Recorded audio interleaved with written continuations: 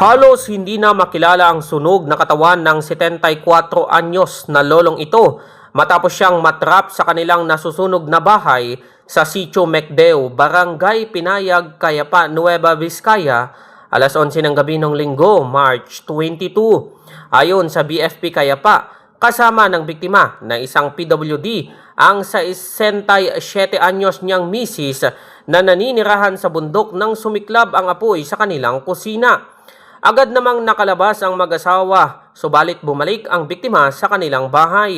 Sinamantala naman niya yung pagkakataon na maglabas ng mga gamit niya. So that time, hindi niya napansin na si Mr. Jose, yung mister niya, bumalik sa kusina. So ewan natin kung bakit bumalik. So kahit nga si Mrs. hindi rin niya masabi kung bakit bumalik or hindi na umano nagawang balikan ng misis ang kanyang asawa dahil mabilis na lumaki ang apoy.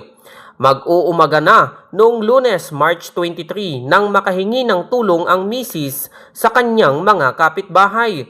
Dahil liblib ang lugar ay hindi din umano napansin ng mga kapitbahay ang nangyayaring sunog. medyo liblib siya.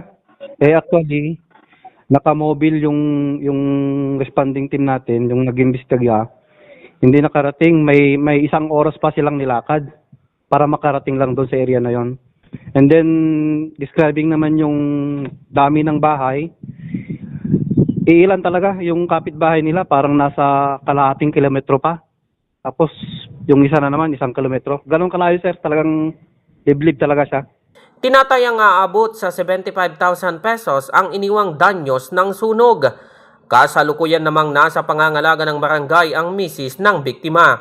Ayon sa BFP Cayapa, may mga anak naman umano ang dalawa, subalit may kanya-kanya na silang pamilya. Cesar Galasi, RNG News.